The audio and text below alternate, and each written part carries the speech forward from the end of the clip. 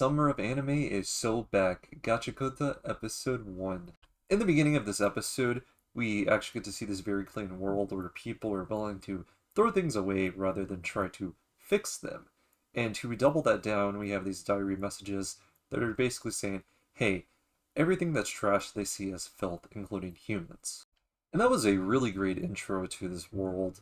I felt like it was getting the message across what these people believe. After this, we're thrown into the whole trash raider thing where some guy comes in, digging through the trash, gets caught, but runs away. Does take a bullet though. We're still stuck inside of this clean world. Now we get to hear about these tribes people as we see someone like a little more dirty than most people, and we go over the wall. It is a segregated city. This wall is used to separate the garbage and filth. Immediately once we see over the wall and see this dirty city, we're thrown into it. We get to meet Rudo as well as Chawa. Rudo is the boy that is actually the trash raider. He uses this as a way to make money. Chawa, on the other hand, is very kind and likes Rudo. She actually believes in him and protects him. Another thing to note about Rudo is he also gets bullied, as we got to see. And one of the things that Rudo gets bullied for is wearing these gloves. They also say that underneath is something very creepy.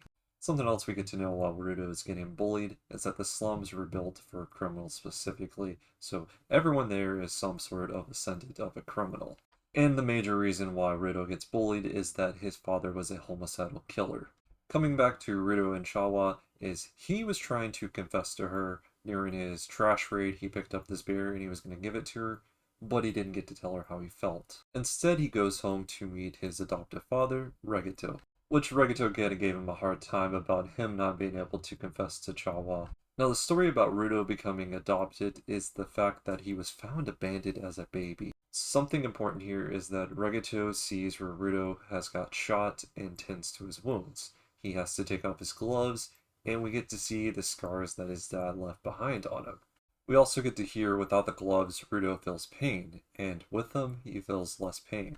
What it feels like the next day, we get to see Rudo practice his confession, trying to work out how he's going to smile, which is sort of funny. Next thing you know, Rudo is walking in the streets, and we get to hear him talk about the pit. The pit is a giant dump where all the trash ends up, including the criminals who get sent away to be executed. While Rudo is talking about this, we actually get to see the current act of it happening. That's where Chawa kind of catches him off guard and the two start to talk. Technically, there's no confession here, but Rudo ends up giving her the bear, and in a roundabout way, Chawa also tells him that she loves him. While Rudo is out, he gets to see that there's apostles looking around, which they shouldn't be here. They're very clean and they're from another city, sort of like guards or police officers. Things go downhill from here, so Rudo goes home. He's thinking about opening the door and to brag about what he did. Once he opens that door, Regato says, "Hey, welcome back." And we snap back to reality. There is a man over top the dead body of Regato, his adoptive father. So this is a mysterious character that was continuing to be hinted even from the beginning. He is shown at least 2 or 3 times, and this is his big appearance, I felt like. It was sort of crazy seeing Rudo not know how to feel. He just gets emotionless. But all at once, he charges in, and he gets knocked out. He is bloody. He is pretty beat. Now, I think this might be something important. The masked man takes a book before he leaves out the door. Rudo couldn't do anything. He was badly injured. At this point, I thought Regida was just done. I thought he was just straight up dead. But we do get a final message. Multiple times, he was told to run and to change this shit heap of a world. Now, Rudo was just trying to figure out how to take this all in, but out of nowhere, the apostles come in, and he was pretty much took into arrest for killing his adoptive father. He was blamed for this incident. Of course, this is where all major criminals go to the pit. It was really hard to watch this part. Everyone was putting down on Rudo, saying he's just like his father, and a switch just hits where I'm just like, oh my god, they really went there. We switch over to Chawa in the crowd. She said, "I believed you, but you're just like your father."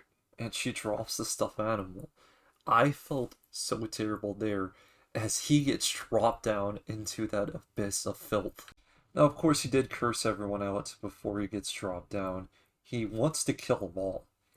And it was really insane seeing this fall go on. You have the heavy metal music.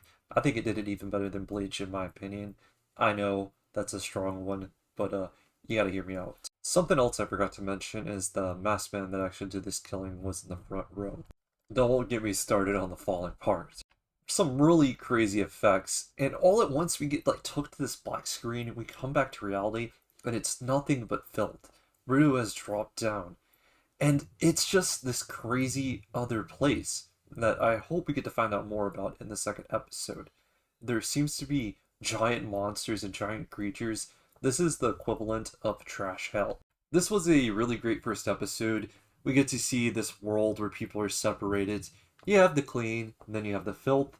But even within the filth, there's people that are filthier beyond the filth who get to sit down the pit. Now, there is something I do see a little negative here, and it's that we weren't given more. It was so good, but I felt like we need to know more about this trash hell, because this is where our main character is going to reside. But the good thing is that the fallen episodes, they're going to be much better than this. So if I had to rate this one episode, I'm going to say an 8.8, and it's probably going to go higher than this for me. I want to know what your guys' thoughts are on Gachiakuta episode 1. I hope you stay safe. Until next time, peace out.